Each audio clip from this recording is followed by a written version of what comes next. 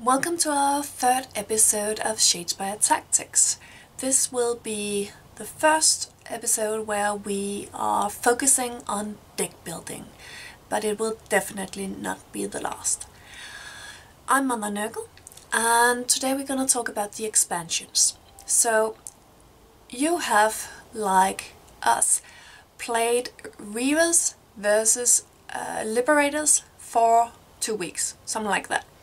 And perhaps you're growing a bit bored with those warbands and you are contemplating whether you want to buy Sepulchral Guard or Orcs. What will you pick? Well, you want both of them. These are not as much expansions as they are the rest of the game. Even though you will never play death or destruction, you really need those universal cards to make your Liberators or Reavers viable or really interesting to play, because you have probably, as I did, experienced that it is very hard to make a deck with a combo. You choose a strategy, you find the cards you need, and then you look at them and yeah, there are cards missing. You don't have 12 objectives to support your strategy, you do not have 10 ploys or 10 upgrades. So you use some fillers and, well, it's fine, but it gets boring very fast. So this is the rest of the game, and yes, you need both expansions. That makes Shadespire a quite expensive game, I know. I can recommend, if you do not want to play either Orc or Sepulchral Guard, sell the minis on eBay. They are at the moment going for around 10 to 12 US dollars, and that will for each brew, and that will at least decrease your expenses a bit. But yes, you do want them, and you will probably want future expansions as well. That's just how it is. So today we're gonna talk about the new expansions, and we're gonna talk about how to use the different cards in both the expansions and the core set together for combos. So we're looking for combos. We're not making complete decks in this episode. There will be future episodes for that. But we are looking for cards that will work in the same direction, that works together for a specific strategy. Some of them may be viable and some of them may not be. But at least, yeah, this is my first impression. So let's get to it, shall we? The first strategy I have named after this card, the Shot Caller. And this is not a very great card.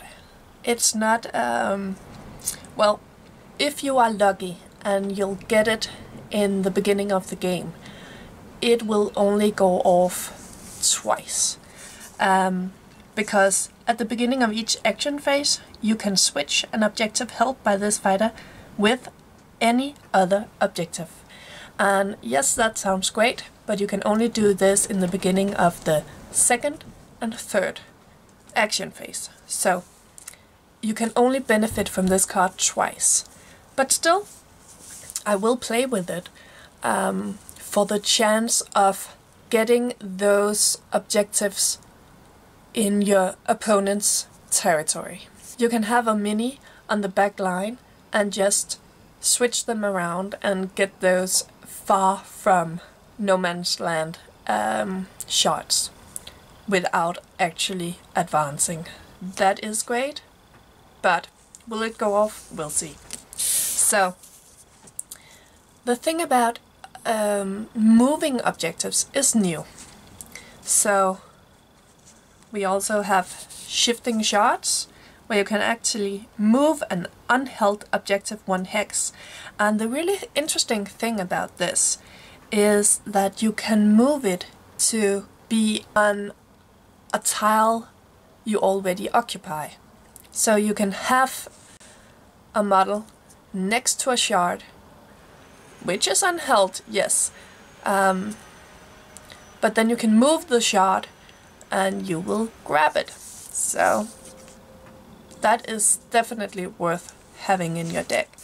But yes, we now have a lot of objective grabbing oriented cards. We have the faction specific, we have Claim the City. I'm not gonna play with this because even though it is 5 glory points, holding every objective in the game, even with 7 models, is hard to obtain. So I'm not gonna play with that. And of course we already have the Liberator specific objective cards, Cleanse, Immovable Object and Seize Ground. But I'm thinking that for an objective grabbing deck, Liberators may not be my first choice. They only have 3 models and their slow movement is not really that objective grabbing friendly. But a very frequent question on the forums is it viable to have an objective grabbing deck without hold objective 1 to 5? And yes, now it is actually, well, perhaps not viable, but at least plausible. You can skip hold objective 5 and go with Tactical Supremacy, hold objective 3 to 4, and Tactical Supremacy 1 to 2. And of course there are the upgrades, one from each of the new factions. The Dazzling Key and the Shadowed Key. Are these great? Well, if you upgrade a fighter with any of these, it will be focused down. Your opponent will definitely try to not let you grab those additional 2 glory points. So this is where shifting shards and cards like Confusion, Sidestep, and of course the new Cunning Duelist comes into play, where you can reposition your fighters before the 3rd end phase. Also, of course, we have the old one, Supremacy, from the core set, and we have 2 new objective cards, Determined Defender. Again, definitely better if you have more than 3 models, because that model will not move for 2 turns.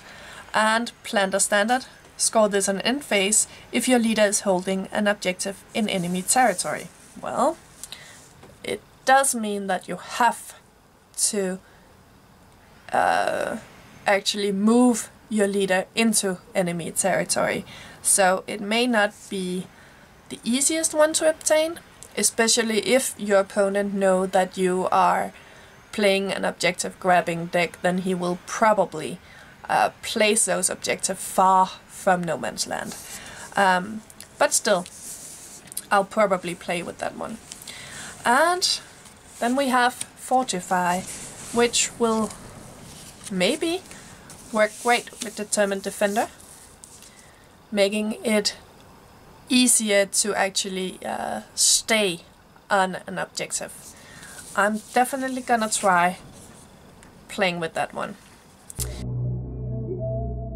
The strategy I have named Hold the Line, and that is because of Twilight Conqueror. Score this in an end phase if all of your surviving fighters, at least 3, are neither in your territory or enemy territory. So this is very specific. You all have to be in no man's land, and it's only 1 glory point, remember? But if it is your strategy to move forward, to enter your opponent's territory, to go for the kill, or to make a very heavy defensive line across the board, then perhaps this is viable. And of course it can be combined with denial. This is a third end phase, by the way. But if you hold the line, if you take the fight to your opponent's side of the board, then this is sweet, sweet 3 glory points. So there may be a strategy there. Speaking of taking the fight to your opponent's side of the battlefield. Now, a new one, Swift Advance.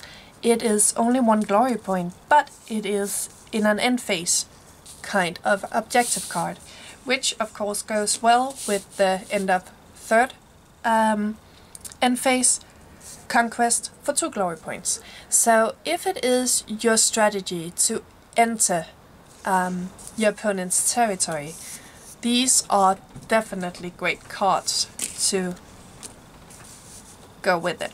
And if you are going with denial, taking the fight to them, then perhaps Contained is a card for you, because score this in the third end phase if all surviving enemy fighters are in their territory. So Contain combined with cards from the last strategy, the heavy defensive line, the moving forward, taking the fight to your enemy side of the board, there is definitely a strategy there. Boy, do I want this card to be viable. I really like it, and as many of our viewers, I too made the mistake when I first read the card. Score this in the third end phase if all fighters except one of your fighters are out of action. And yes, I too read it as if all of your fighters. No, you have to kill your opponent, and you have to have one last fighter on the battlefield. And it is almost impossible. I have never seen it work so far, but 6 sweet glory points. Let's see what we can do. There are some cards to support this. These army of 1, so if this fighter is the last friendly fighter on the battlefield, they have a +1 defense and all their attack actions have a +1 die. This is great. It will definitely help if this is your strategy. Helpful Whispers, so they can still benefit from, well, supports, which are not there. There are Blessed Armor, to make you survive a bit longer. And of course the Sepulchral Guard only, if you're going with that cancellation and skip Khorne's Champion. Score this in the third end phase, and it's only for 1 glory point. If there is only one friendly fighter in the battlefield, I do not think this is worth building a deck around. But if you are going with last man standing, yes, it's okay. So let's take a look at how your last fighter will survive. Of course, he will need upgrades. Orcs have unkillable if you, again, are not going with Khorne. And Khorne actually have a few of them. Rebirth in Blood, which is, I did not die. And of course Boon of Khorne, which means then when your last fighter, last man standing, the final monster, the end boss, takes an enemy fighter out of action, he can remove all wound tokens from that fighter.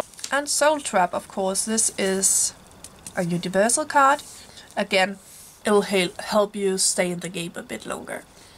The thing is, if you put all your eggs in the same basket, Khorne may not, or Orcs for that matter, may not be your first choice, because Sepulchral Guard, remember, they keep their upgrades when they are taken out of action. So maybe Sepulchral Guard will be the best faction for this.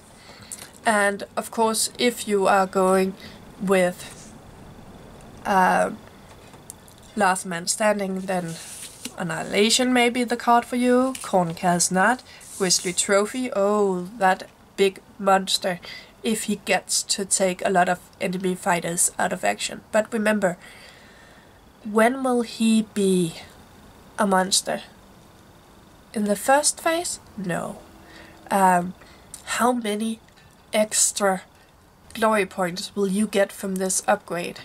Unless you have a lot of positioning, or perhaps target multiple opponents. I do not think this is the best card for this. And then these.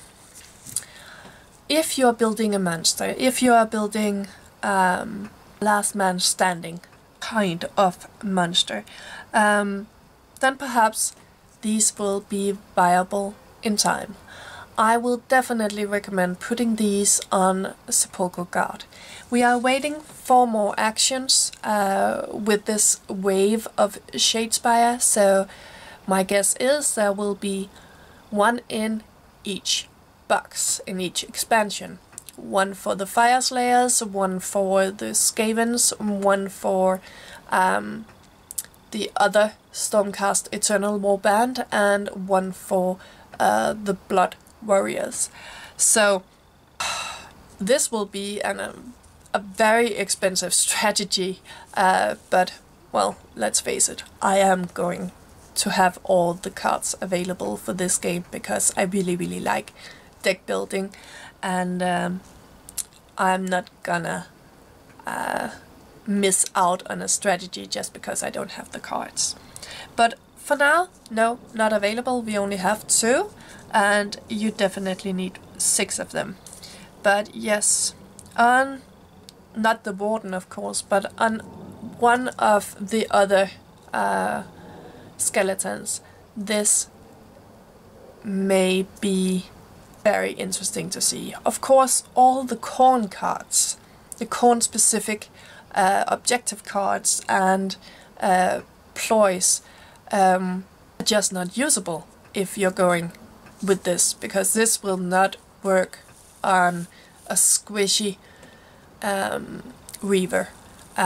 He will be focused down, taken out of action, and then your strategy will be pfft. Or he could be well, back in your own territory, waiting to be a monster, taking all your glory points for upgrades and just standing there. No, that is not viable. These needs to go on something, some model that can be resurrected with all his upgrades. And then on to something for the orcs. Blooded. Score this on end phase. If you're surviving fighters, at least 3 have at least 1 token, wound token. So we all want the orcs to take 1 damage, preferably only 1 damage. And there are of course several ways to do that. Hardhead, Demonic Weapon. Each time this fighter makes an attack action, they first suffer 1 damage. Inspired right there. And then of course there are Shattering Terrain, so that gives you 1 damage too. And then there are Cursed Artifact. I am not quite sure how this upgrade works. Will your fighter just have 1 wound less, or will he get a wound token? That's a question, and we'll see how that will be clarified in a future errata. So, Ploymaster. Is it viable to have more than 20 cards in your power deck? That is a very frequent question on the forums. And maybe, I'm not quite sure it will ever be viable, but we'll definitely see some cards focusing on that. And Ploy-master is interesting, because score this in an end phase if you played 3 or more ploys in the preceding action phase. Remember, you can only have half of your power deck can be ploys. But if you start to, well, mulligan, if you start to discard upgrades, then perhaps you can get to the ploys. So discard any number of power cards, which can be upgrades, and draw up to that number of power cards from your deck. Then you can actually get to the ploys. Is it viable? Remember, it's just 1 glory point, so perhaps not. But you can of course build the rest of your deck with lots of powerful ploys. Skull for the Skull Throne, it is Core Knight only. Play this after a friendly fighter's attack action that takes an enemy fighter out of action. Draw up to 2 power cards. Yes, that can be part of your deck if you're looking for ploys. But this is a ploy in itself. So if you are looking for a deck to achieve some powerful ploys, then perhaps it is not viable to use ploy cards to get more ploys, if you can see where I'm going with this. Also, I am not too big a fan of reactions which can only be played in my activation, because if your opponent plays a reaction, then you cannot play this. There can only be 1 reaction. So even if you set up for the big, and now I'm gonna play this, then it may be a missed opportunity. And of course, Duel of the Wits. Reaction, play this when an opponent plays a ploy or 2 power cards. So, can it be done? Well, I don't think it's viable yet. But these cards make me think that we will definitely see more of this kind of cards in the future. And I'm very interested to see how that will evolve. For the first 2 weeks of this game, people played Reavers versus Liberators, and the general strategy there was to focus the Liberators down. And if you are still going with that strategy, remember now you can encounter more than just Liberators out there if you're playing Reavers. So it may not be as great a strategy as it used to be, especially against Sepulchral Guard. Will you focus down a Sepulchral Guard? Well, you may not have to. But still, we now have a few more cards to support swarming. Dual Strike, where you benefit from having a supporting fighter. This where you will get more dice if you have other friendly fighters adjacent to the target, and of course this where you will actually where you will get some of the sweet glory points. Score this in an end phase if all friendly fighters, at least 3, are adjacent to enemy fighters. And depending on what warband you're going with, you can always combine this with Call of the Varg, or the exact same card for Reavers. Yeah, where you score and immediately, and those are important, remember, because then you get to draw a new objective card right away. So an immediate glory point if 3 or more of your fighters made a charge action in this phase, and it can of course be combined with another Bloodbound specific card. Score this immediately if 3 or more of your fighters made a successful attack action in this phase. A little harder to achieve, but it's also 2 glory points. And now on to the fillers. Fillers are, as I see it, the cards you end up choosing not because they work with a special combo, but because they are generally good. They can be used for various situations. Of course, we have Sidestep and Confusion from the core set, and now we also have Distraction, also universal. And choose an enemy fighter and push them 1 hex. Yes, you can push them off an objective, or you can push them closer to the fight, or you can push them away from one of your fighters if they have already moved there. Then you can move them away and they will not get to chop you. So it's a great card, and I think it will be part of several of those decks where I don't already have 10 must-have ploys. One of the new cards I really look forward to is Illusory Fighter. I'm not quite sure how I'm gonna use this, but choose one of your fighters on the battlefield, place them on a starting hex in your territory. That is repositioning at the extreme, and starting hex can be in the middle of a fight. It can be extreme movement. I'm really looking forward to see this in action. And of course you can also use it to get a fighter that has lost a lot of wounds out of a fight. I think this is very versatile. I'm looking forward to play with it. And then there are these. These are cards that will mess with your opponent. Cool Taunt.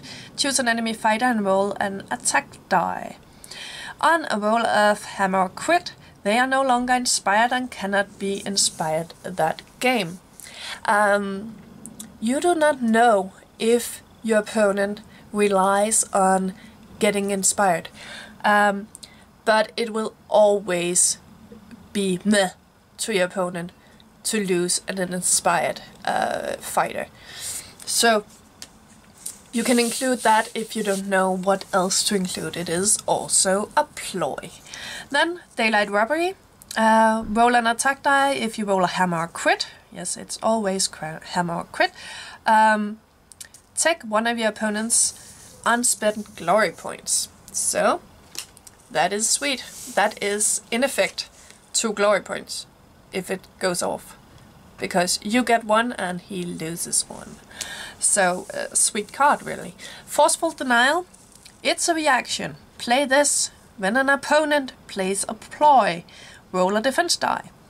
On a roll of Shield or Crit, that ploy has no effect. So yes, if he plays and you plays a card and you think this is his strategy unfolding, you can deny him that. So are these universally great? Well, sometimes you need those spots in your deck for cards that will work with the rest of your deck. Sometimes you don't have the space for them simply. But often, yeah, these cards are great. And I am looking forward to see them in play. So that's it for today.